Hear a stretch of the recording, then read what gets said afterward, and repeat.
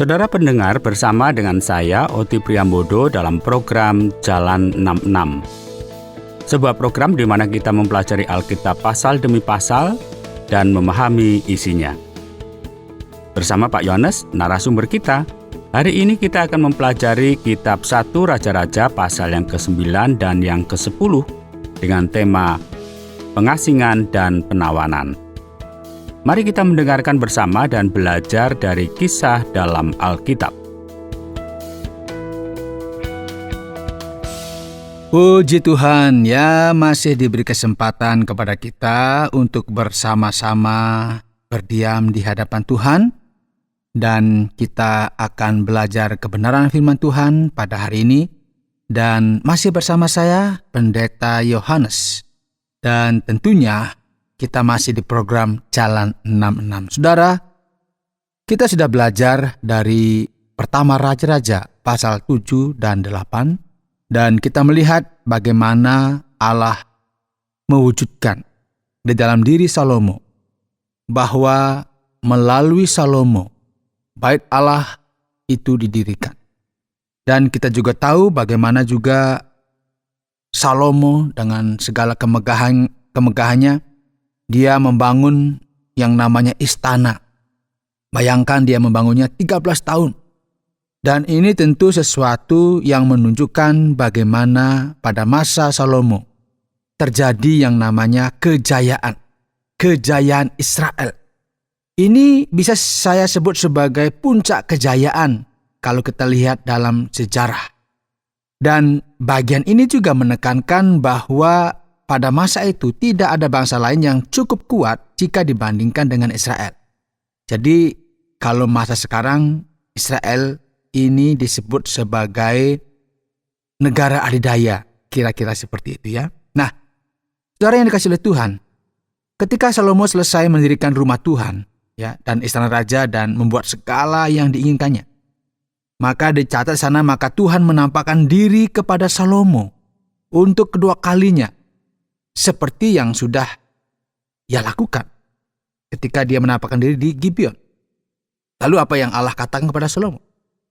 Telah kudengar doa dan permohonanmu yang kau sampaikan ke hadapanku. Aku telah menguduskan rumah yang kau dirikan ini untuk membuat namaku tinggal di situ sampai selama-lamanya.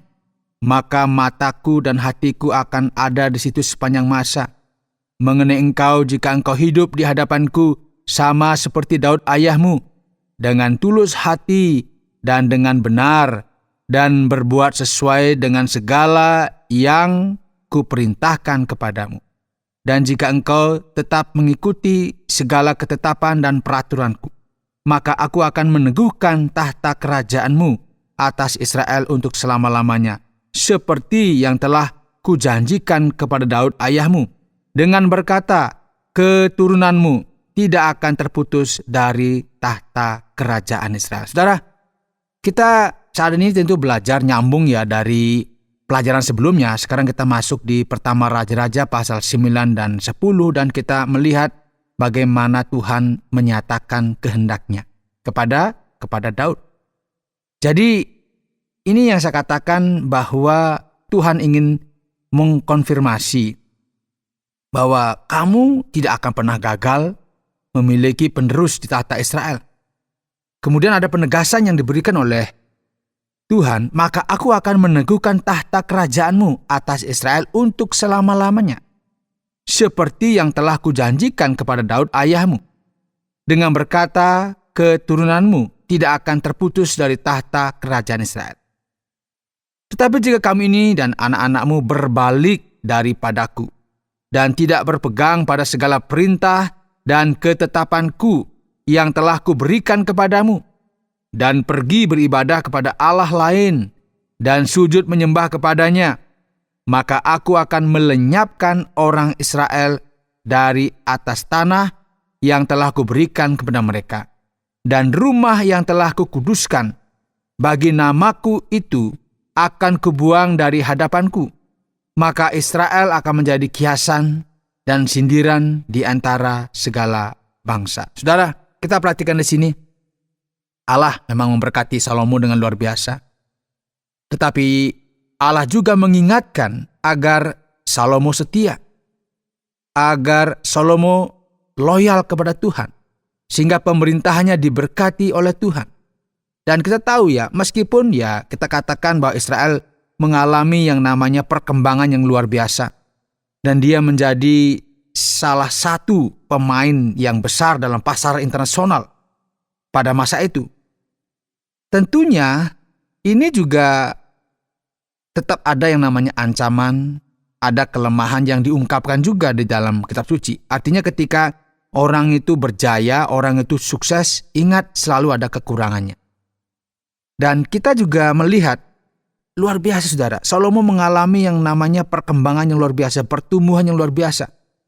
Disebutkan di pertama Raja-Raja pasal 9 ayat 15, beginilah orang-orang Rodi yang telah dikerahkan oleh Raja Salomo.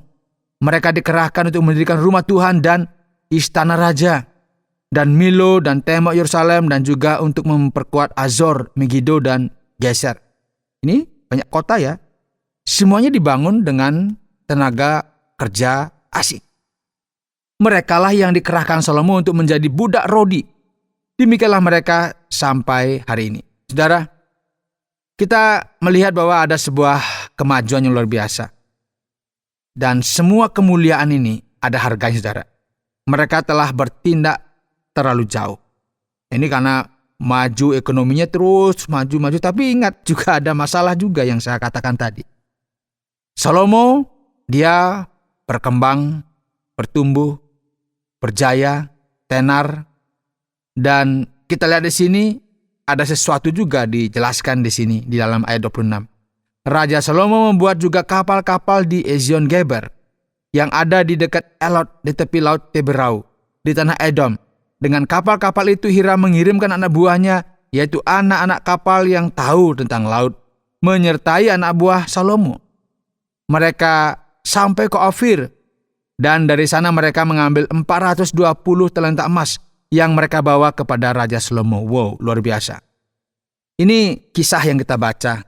Dan kalau kita sambung sekarang, saudara, di pasal yang ke-10, ini juga tetap mengisahkan tentang kebesaran Raja Salomo, kebesaran kerajaannya yang kita sebut sebagai zaman keemasan atau puncak kejayaan dalam perjanjian lama. Nah, ketika Ratu Negeri Sheba mendengar kabar tentang Salomo berhubung dengan nama Tuhan, maka datanglah ia hendak mengujinya dengan teka-teki. Ia datang ke Yerusalem dengan pasukan pengiring yang sangat besar. Dia ingin tahu apakah semua itu benar. Dia datang dengan unta yang membawa rempah-rempah, ya sejumlah besar emas dan batu permata. Setelah ia sampai kepada Salomo, dikatakannya lah segala yang ada dalam hatinya kepadanya. Dan Salomo menjawab segala pertanyaan ratu itu. Bagi raja tidak ada yang tersembunyi, yang tidak dapat dijawabnya untuk ratu itu. Saudara, ini luar biasa ya. Ya, ada orang yang semacam menguji, tapi dia bisa menjawab. Ini kan hikmat yang luar biasa. Makanya dijelaskan ketika Ratu Negeri Sheba melihat segala hikmat Salomo dan rumah yang telah didirikannya, makanan di mejanya, cara duduk pegawai-pegawainya, cara pelayan-pelayannya melayani, dan berpakaian minumannya. Ya, ini Ratu Sheba takjub. Oh, kok bisa gini tertata dengan luar biasa? Sehingga dia seperti memuji Tuhan, terpujilah Tuhan Allahmu yang telah berkenan kepadamu sedemikian, hingga ia mendudukkan engkau di atas tahta kerajaan Israel. Lalu diberikannya lah kepada raja 120 talenta emas, dan sangat banyak rempah-rempah dan batu permata yang mahal-mahal. Tidak pernah datang lagi begitu banyak rempah-rempah seperti yang diberikan Ratu Negeri Sheba kepada Raja Salomo itu. Lagi pula kapal-kapal Hiram yang mengangkut emas dari Ofir, membawa dari Ofir sangat banyak kayu cendana dan batu permata yang mahal-mahal. Raja mengerjakan kayu cendana itu menjadi langkan untuk rumah Tuhan dan untuk istana raja, dan juga menjadi kecapi dan gambus untuk para penyanyi.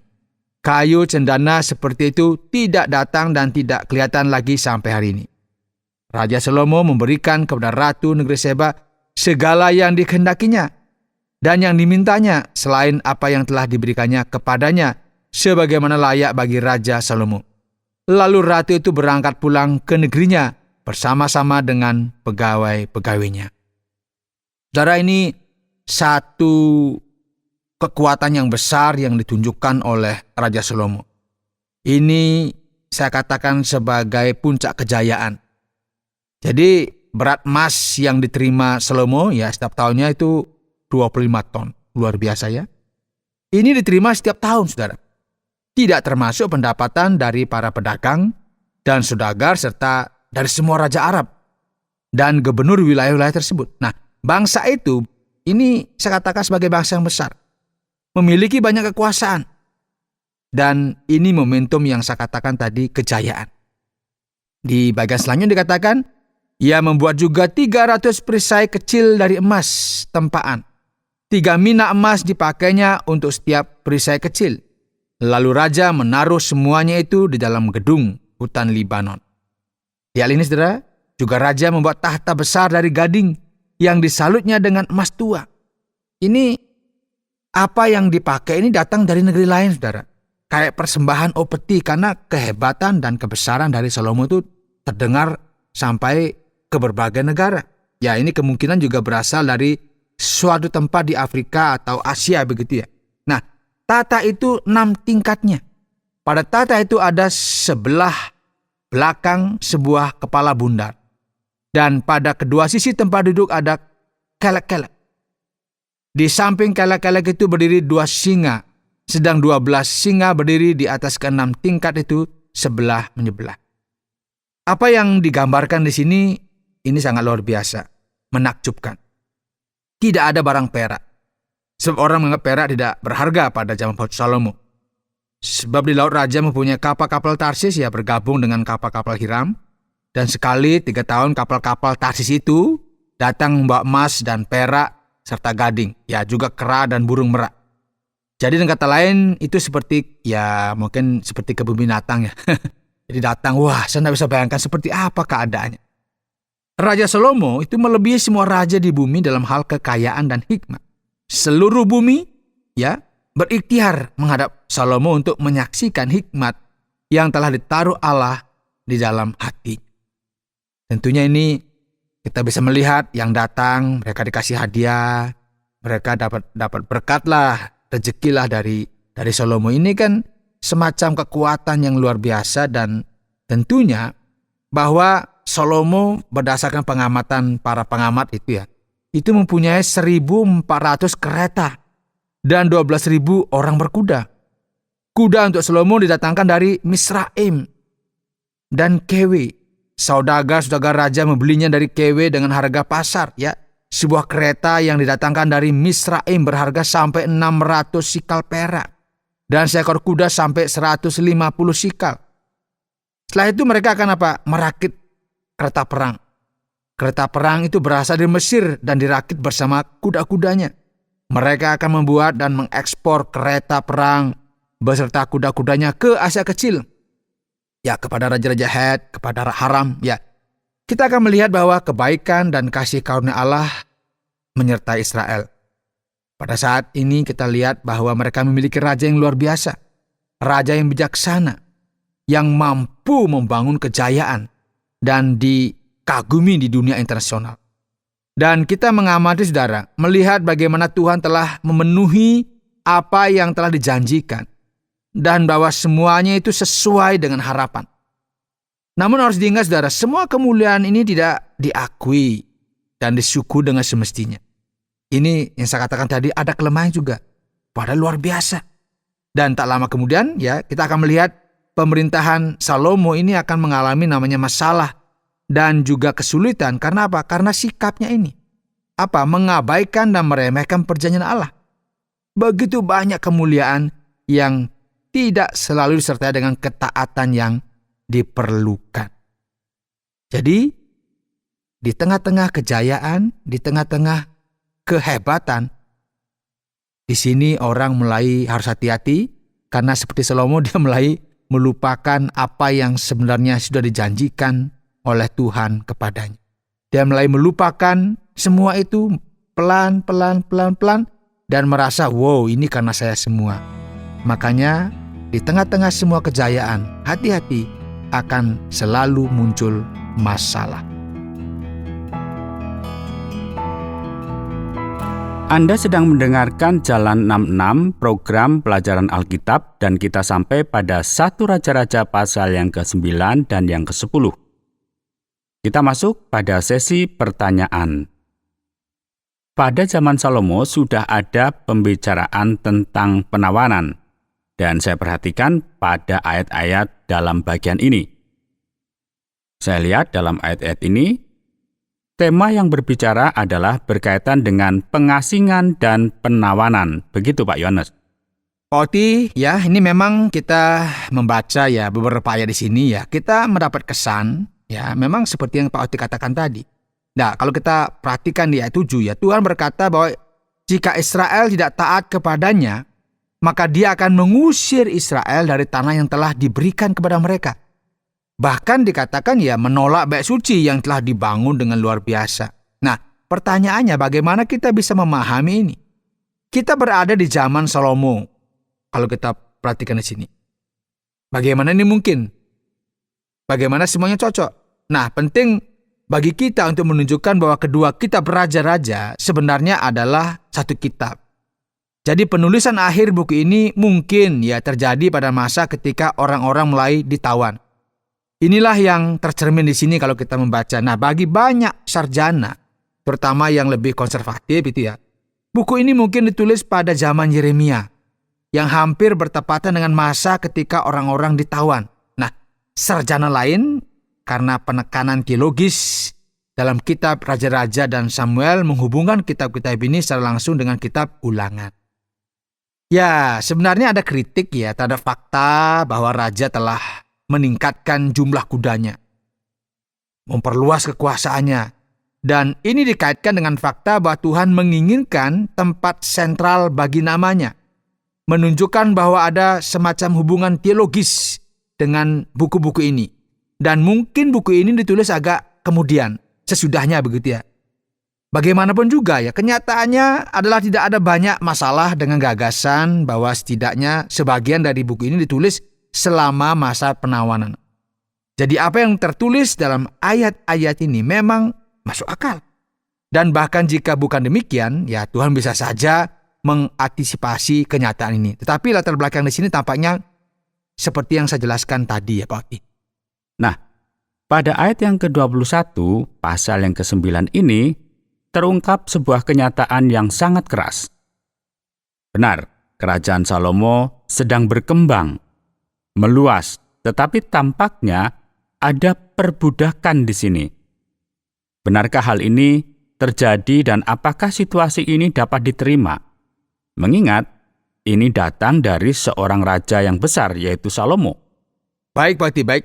Mari kita lihat ya, kita perlu mengamati bahwa monarki ya, sistem kerajaan yang saat diinginkan oleh bangsa Israel, yang telah kita lihat itu digambarkan dalam kitab Samuel. Monarki ini memiliki harga yang harus dibayar ya. Mereka harus mengorbankan anak-anak mereka, rakyat mereka untuk apa? Melayani raja. Dan mereka akan sepenuhnya bergantung kepada raja dan rakyat sebagai hamba-hambanya. Namun dalam kasus orang-orang asing, ya karena Israel ini kan merupakan kekuatan regional yang saya katakan kuat ya. Mereka akhirnya menurut apa yang kita lihat dalam kitab suci itu dipaksa bekerja sebagai budak. Ini orang-orang asing ini. Ini nggak berarti bahwa mereka diperlakukan dengan kejam, mereka dibunuh tanpa alasan, ya. Tetapi ini semacam perbudakan, mereka suruh kerja, ya. Dan kita ingat, kita ini kan berada dalam perjanjian lama. Jadi kita perlu mengingat bahwa sikap seperti ini, ya keadaan seperti ini umum terjadi pada masa itu. Jadi Israel dan Salomo itu mencerminkan konteks budaya pada periode waktu tersebut, dan hanya karena hal ini terjadi bukan berarti ini hal yang boleh dilakukan. Tidak seperti itu. Ini kan konteksnya pada masa itu. Sekali lagi teks deskriptif ya, itu bukanlah teks normatif. Perbudakan sama sekali bukan sesuatu yang tepat dan dapat diterima dalam kekristenan. Tetapi sayangnya ya, itu yang terjadi pada masa itu. Jadi ini kan sejarah yang pada masa lampau itu yang terjadi. Berikut pasal yang ke-10 dari kitab pertama Raja-Raja. ada Ratu Sheba di sana. Pertanyaannya adalah, siapa, dari mana, dan di mana Ratu Sheba ini berada? Ya, ada banyak diskusi ya mengenai hal ini. Kita nggak sepenuhnya yakin ya, tetapi secara umum saran terbaik itu menunjukkan bahwa ini berada di Arab bagian selatan. Mungkin lebih ke sisi barat, ya mungkin di wilayah Yaman modern ya pada masa kini.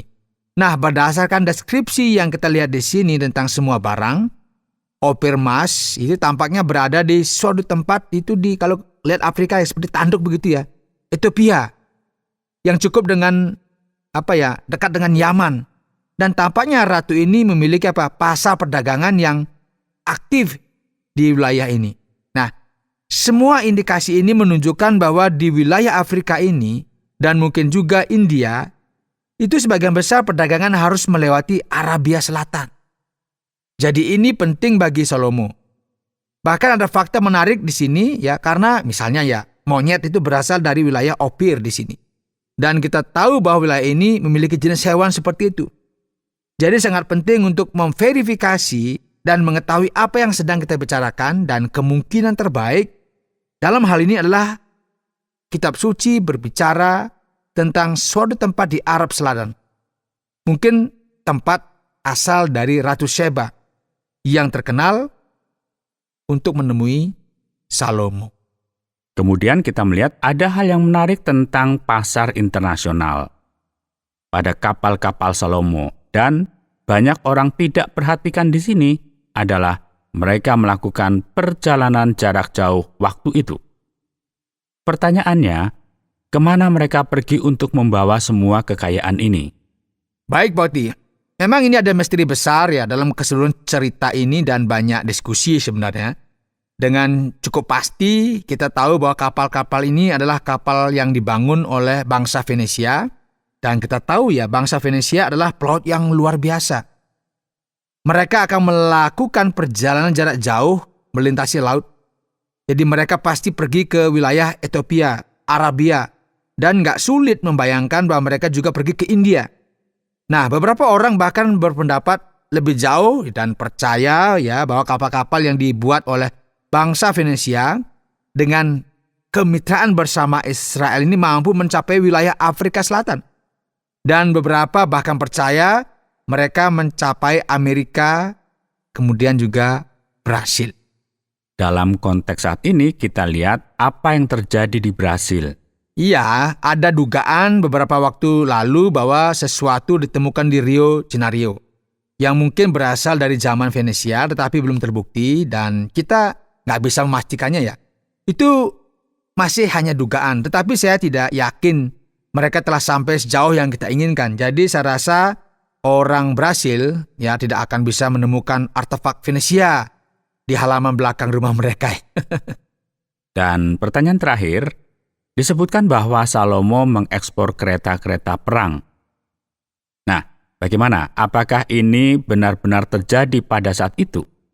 Nah, Pak Oti, kita biasanya tidak memikirkan hal ini ya.